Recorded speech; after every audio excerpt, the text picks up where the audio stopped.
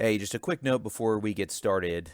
This is Eric. Wanted to just let you know this conversation, what you're about to hear, is a conversation between Mason Keipel, the pastor of North Point Presbyterian Church, and I about the church and the coronavirus. It's a very wide-ranging conversation, and we actually talk for about just a bit over an hour and a half. So we're breaking this into 30-minute chunks, and in this first episode, we spend about the first 10 minutes talking about the personal effects that the coronavirus has had upon us and our families.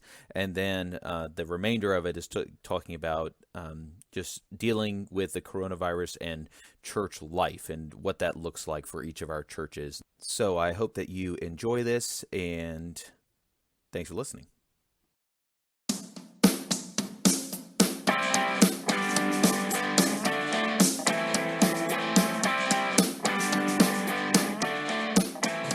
Well, hello and welcome to the Rookie Pastor Podcast. My name is Eric Mabbitt, pastor of Bailey Presbyterian Church, and with me is my good friend Mason Keipel. Say hi, Mason. Hey, how are you? Doing good. And you are the pastor of what church? I forgot. North Point Presbyterian Church in Meridian, Mississippi. Excellent. Yeah, Mason and our churches are 5 miles apart. We literally live in the same neighborhood as his church. So we are good friends, good buddies. And Mason, you are originally from Chicago area. I am west suburbs of Chicago, a little town called Glen Ellen. Yeah, and then you went to RTS Charlotte. I did. All right. So the one seminary you did not go to. Yeah. Well, I graduated from Jackson, so that's all that matters. That's right. That's right. Went to Orlando, Atlanta, but finished in Jackson, RTS. So, so we are talking today about the coronavirus. We just saw the governor just declared a lockdown in our county, effective 10 p.m. tonight. Since we have, I think by my count, we had the 7th largest number of cases in Mississippi. Oh, wow. I didn't hear that statistic. Yeah, okay. I just looked at the chart. But it makes sense. I mean, you have the northern that has a bunch, the south has a bunch, the Jackson area has a bunch, and then you got the east part, because our part serves western Alabama as well. So it makes sense that we got a bunch of cases. So anyway, we Mason and I are getting together on this to talk about all things coronavirus and church related. And so really the first thing I wanted to get into was pulled this up here, got to list the topics. So first of all, just kind of how has this affected your daily routine, Mason? Kind of your just on a family level, on your family life. What's different for you guys? Things aren't not nearly as different as it is for others.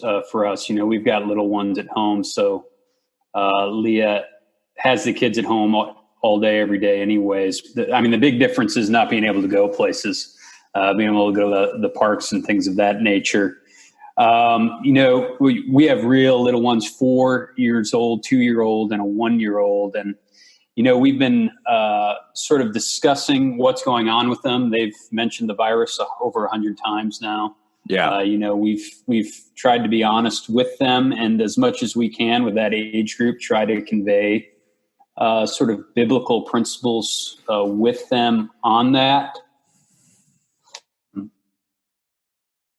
Even in times such as these, and especially, the 6th commandment and the idea of, you shall not murder, and going in just a little deeper with that, to the fact that also means that we are to promote life and do all that we can to promote life. And so we're responsible citizens in this time, and that we're kind of pulled away.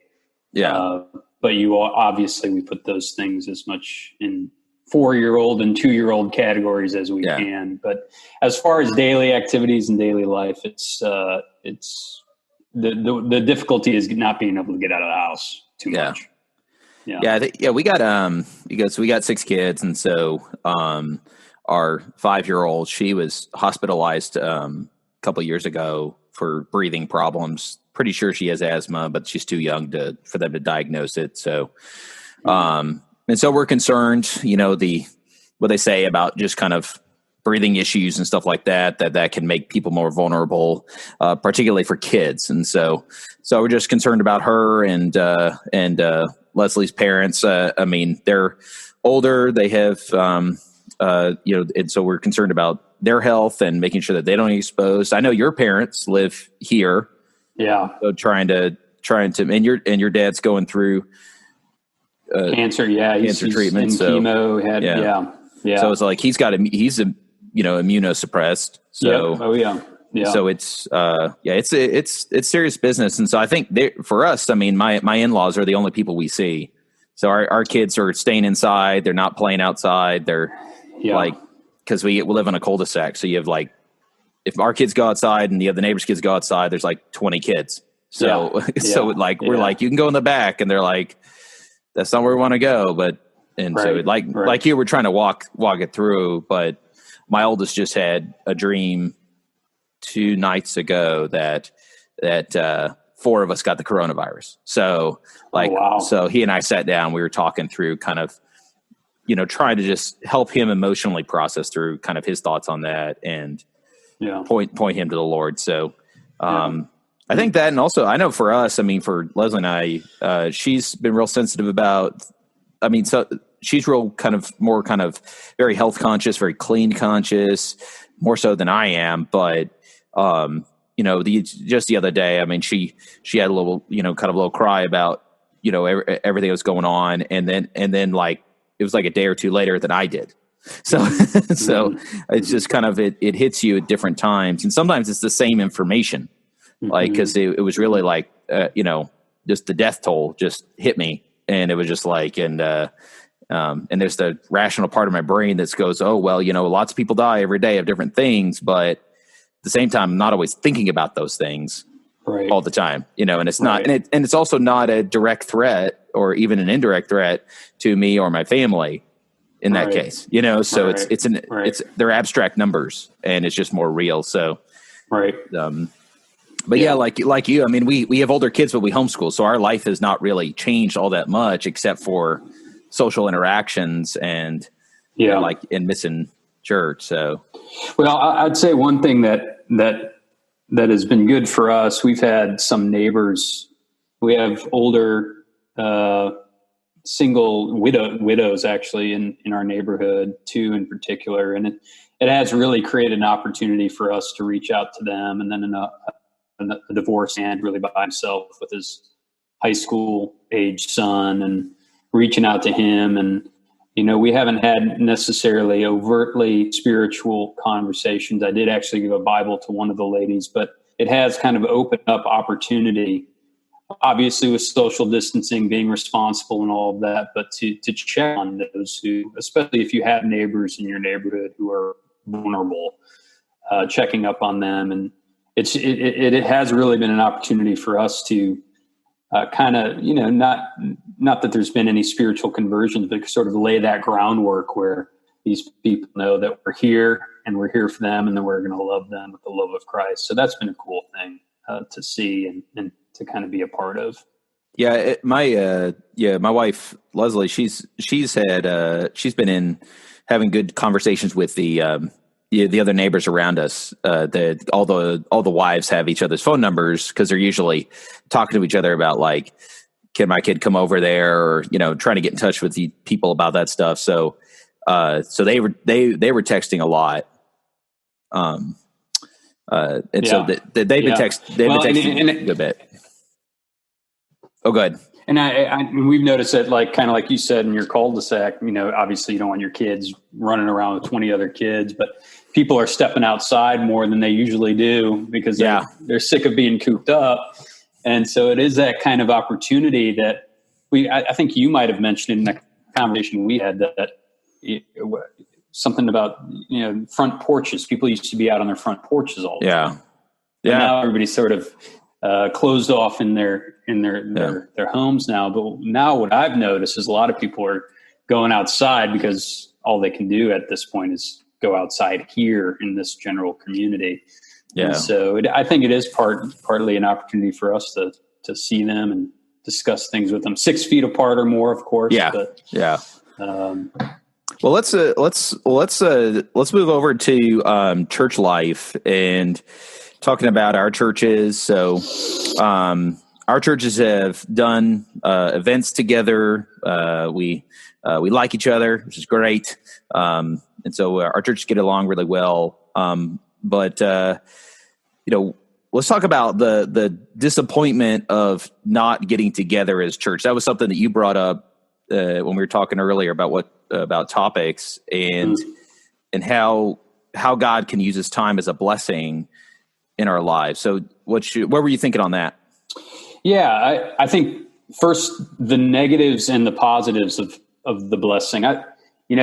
It's true with everything, right? When you have something that you just expect to be there the next day, you tend to take it for granted. I think that's just kind of embedded within our system, and we take Sunday for granted. We just expect 10:30 a.m. or 9:30 Sunday school, and following is we gather together with God's people. And I think this is a time where it can be a blessing in the sense that God, I mentioned it recently to our church from the pulpit. If there's one thing I think that is missing in modern day evangelicalism is a robust ecclesiology, a knowledge and understanding of the importance of the gathering of God's people.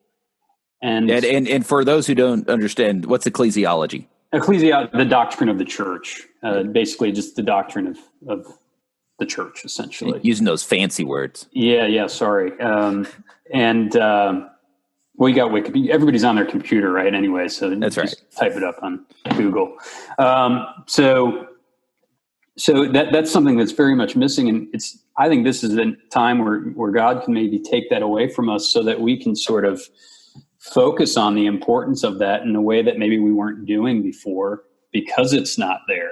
Yeah. And you mentioned something that Mark Dever had said. Now, I don't take his full position of he wanted not to do the live stream for a while, but I do kind of see the truth in what he was saying, in the sense that it's a time for us to miss that corporate gathering. Yeah. Well, there are some things about that are obviously missed in that, because you've got even just with the corporate gathering. I know you did live stream this last Sunday and did not go well. We'll talk about that. We'll talk about that. That's all right. So I've been recording sermons, just releasing them, just audio only, and so we've been doing that, but there's still like this, missing and longing for the fellowship of seeing other people, connecting together with them, worshiping together, even like preaching. I mean, we'll talk about that later, but I mean, it's not the same. I'm staring at a wall when I'm recording my sermon, and last Sunday you were standing in an empty auditorium or a sanctuary, and then one thing, it was a quote that struck me. It's an article I sent you by Scott Swain, the president of RTS Orlando. And it was about why we can't take the Lord's Supper virtually. And that is something that we can't do. We can broadcast preaching, but we can't do the Lord's Supper because it's a community meal that has to be shared. And there was one quote in that just really hit me. He said, there will be a time, I'm going to butcher this, but there will be a time to feast, but right now is a time to fast. Now is the time for longing. And so, there's a sense of that there. And I wanted to do one more quote. We're Presbyterian, so we have quotes.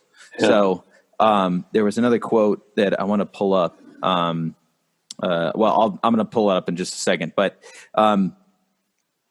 I do think that is that you're right, that it is something that God can use as a way to teach us about the beauty and the blessing of Sunday, and how much what a privilege it is to gather together people of God because it's, computer screens, even with all the technology that we're super grateful for, you can put the sermon up on the TV. You can have Alexa do your bidding and preach, but and we talk about Sundays being in many ways a foretaste of what we'll see in heaven, gathered around not just our flock here, but the flock throughout the nations, worshiping God. We won't be worshiping God through a live stream. We'll be worshiping God in body and in soul with new resurrected bodies. And there's a sense in which we're losing that foretaste of heaven that God gives us week after week. And I think you're absolutely right. There's something to it when we are able to lament over it.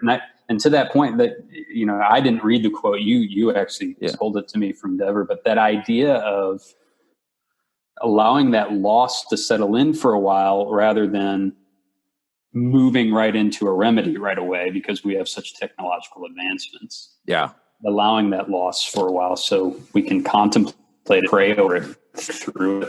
I think that can be a blessing to a church. Like I said, where I feel like ecclesiology, the doctrine of the church, is kind of lacking in today. Well, and so we talked about already the lockdowns coming in Meridian today. Yeah. Just got the email that our Presbytery meeting for May has been canceled. Yeah. So, and then our General Assembly, our annual meeting, is probably going to get canceled. Yeah. I don't see any other way around it. Yeah. And so there is that loss, that Presbytery where we gather together quarterly and then annually, General Assembly. There's that loss, and I did find that quote here, and this is actually from Alan Stanton.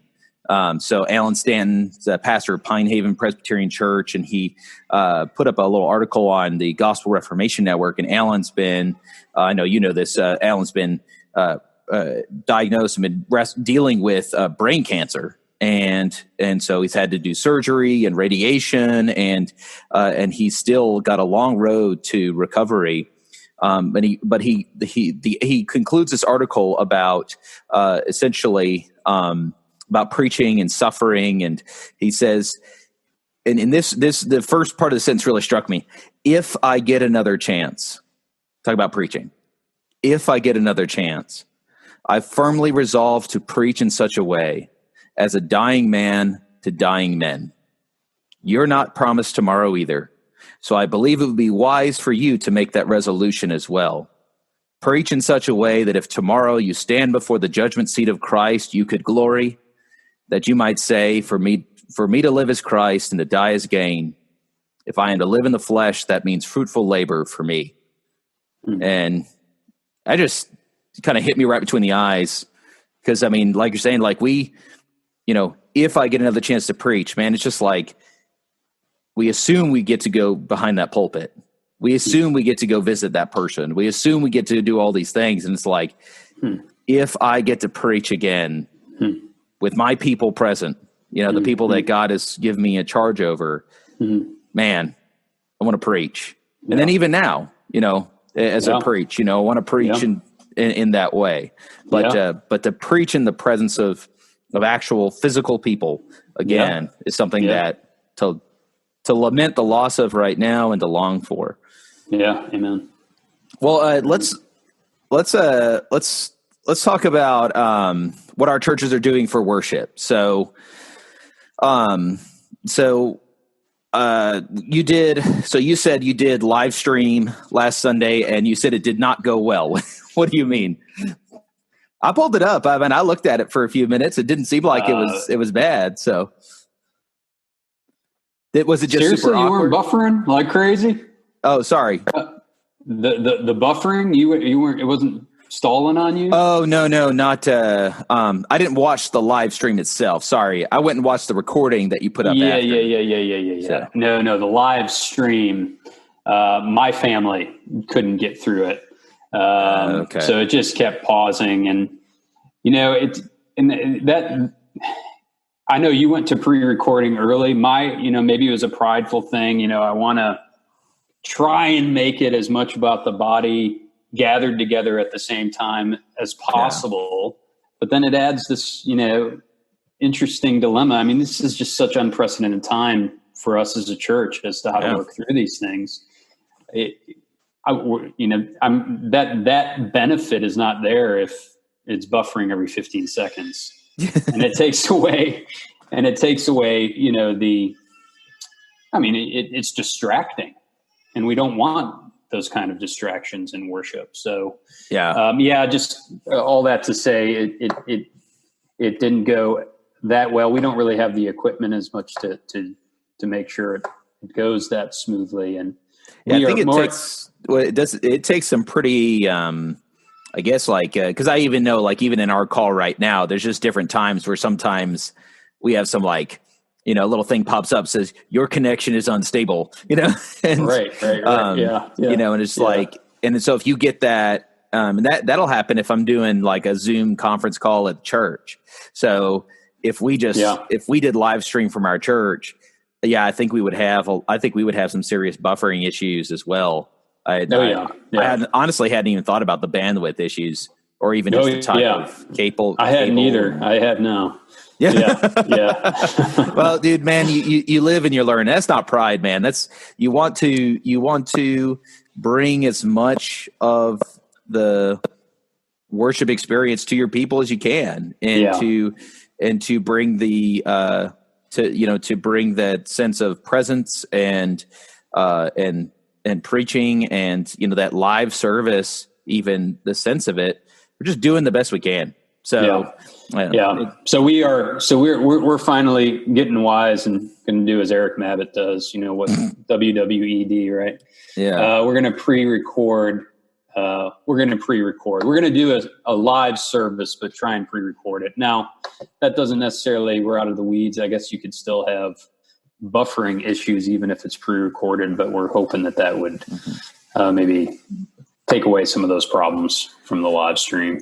Yeah. I mean, honestly, it's just, it was just the simplest thing for us to do. It was just because I had my $20 headset and I could just record it on the laptop and then we could stick it through the sermon audio. So, so it was just kind of one of those things. And also the visual stuff is just hard and just trying to get the visuals right. But man, we're all just trying to figure this out.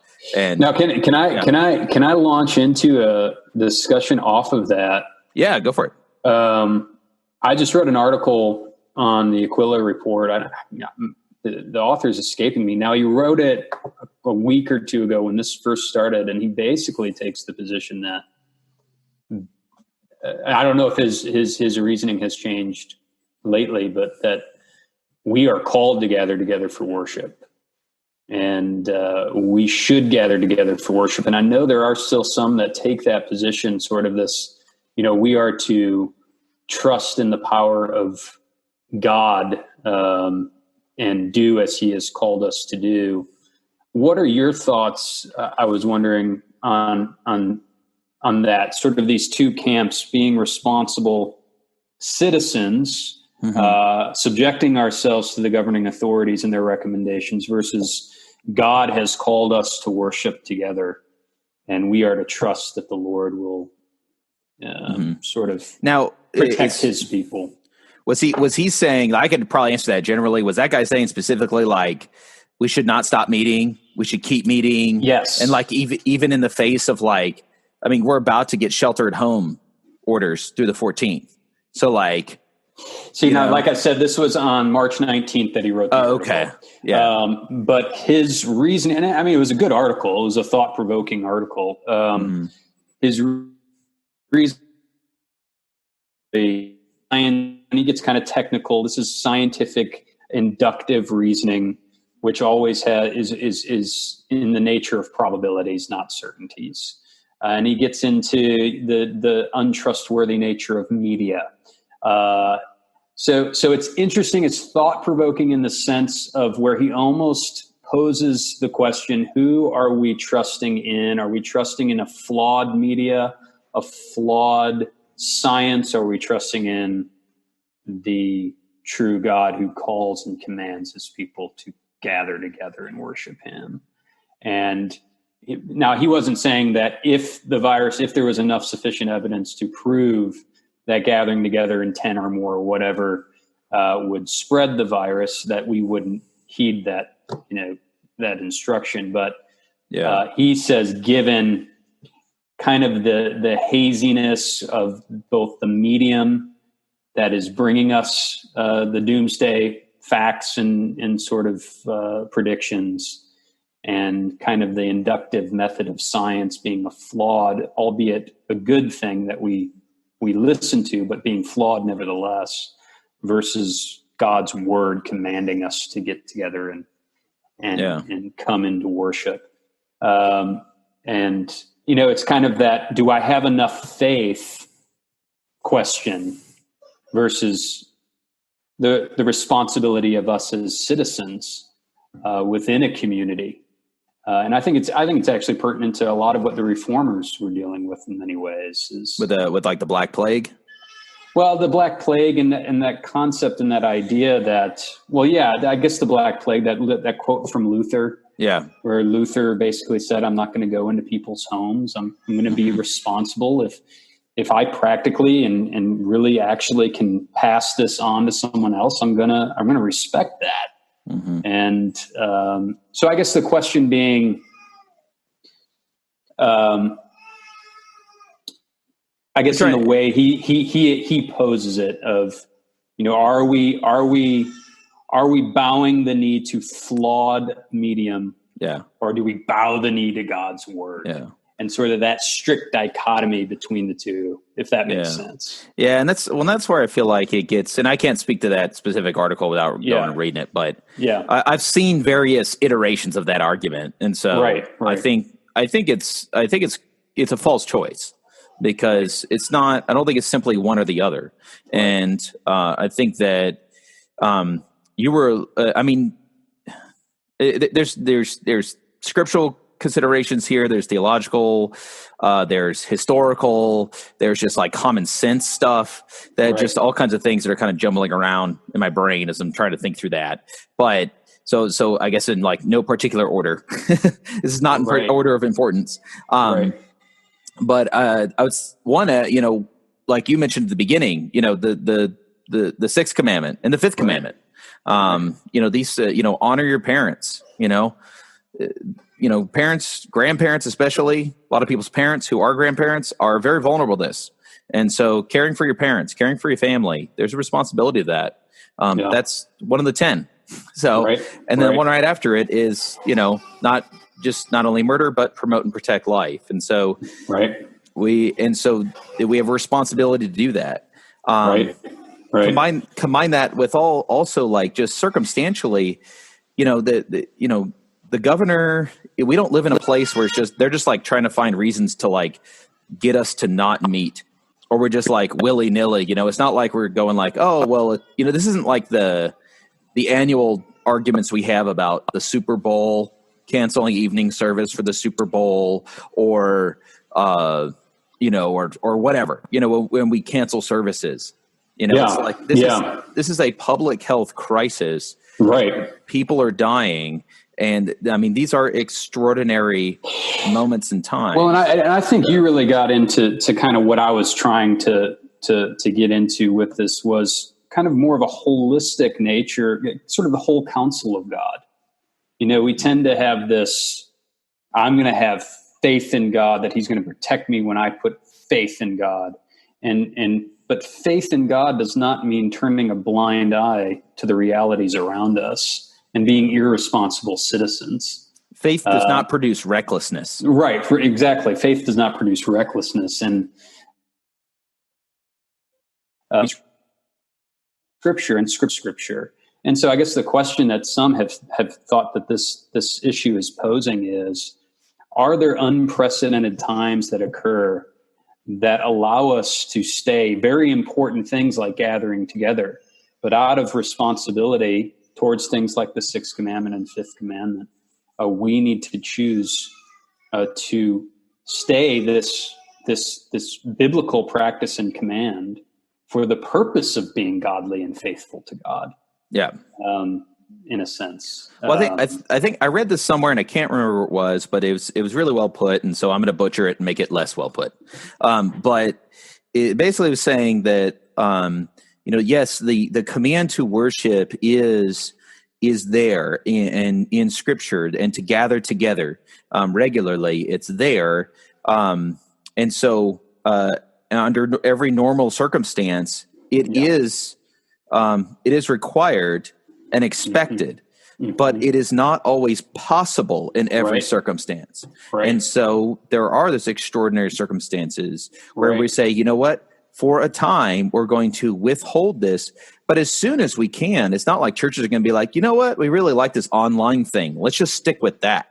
Right. And there was the other day, there was the I forgot what state it was. They put out a arrest warrant for like a pastor who held a church service, despite the shelter at homes orders, and people were freaking out, saying it was, canceling the right to worship and stuff like that. It was like, well, no, this guy was going out there endangering people's lives.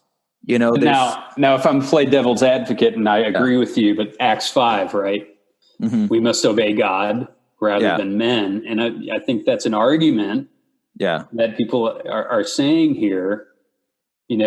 We are to obey God and come together for worship. Governing authorities are telling us not to gather together for worship. And it's just kind of simplified in that way, where we need to allow for the different intangibles and realities surrounding this unprecedented, extraordinary circumstances, you put it, in order to give wise and biblical response to this. Well, I think if you also combine it with some legal logic as well. So if the state was saying only churches can't meet, but other places are fine, then there would be a problem. Right. But this is saying no, all groups 10 and under, nobody, and so this is like book clubs, whatever, it doesn't matter what it is. It applies uniquely across the board. And so in that sense, this is where we like to talk about different areas of sovereignty or responsibility that God gives. The authority of the church is ministerial and declarative, whereas the authority of the state is punitive and seeks the general welfare of the public. And so this falls more under the sphere of the state, because it is their responsibility for the general health and welfare of the public. And so they say, hey, look, nobody can meet at all, only essential trips to the grocery store for now. But there is an end date to this. And it's not just some like dictator trying to finagle a way to crush religious liberty. If that was the case, then it'd be a totally different story. Exactly. But we know it's not the case. So I think that's where it just comes down to, I don't know. There's a part of me that feels like people are just looking to be a martyr somewhere. And to some degree, that's me being a bit uncharitable. But I get the concern and the worry about it. But at the same time, it's like, this is temporary, and eventually it will end. And we will be worshiping again, Lord willing. And of course, we don't know what that's going to look like. And we don't know to what degree and how and what that's going to do. And hopefully you and I will have another conversation later on in this whole deal to kind of talk through that. But all right. Well, that's going to do it for us today. Be sure to join us for the next episode and listen to the next part of our conversation about the coronavirus and the life of the church, and what our churches are doing, how we're handling it. And we'll eventually get into some pastoral counseling issues as well, and how we're encouraging and ministering to the people in our congregations as we struggle through this together. If you have a question that you would like answered, or you feel like you'd like to hear more in-depth discussion of a certain thing that we cover or something that we missed, you can email me at eric@baileychurch.com. That's eric@baileychurch.com, and your question may be featured on a future episode. And so once again, thank you for listening. For the Rookie Pastor, I'm Eric Mabbitt. And remember, just one step at a time.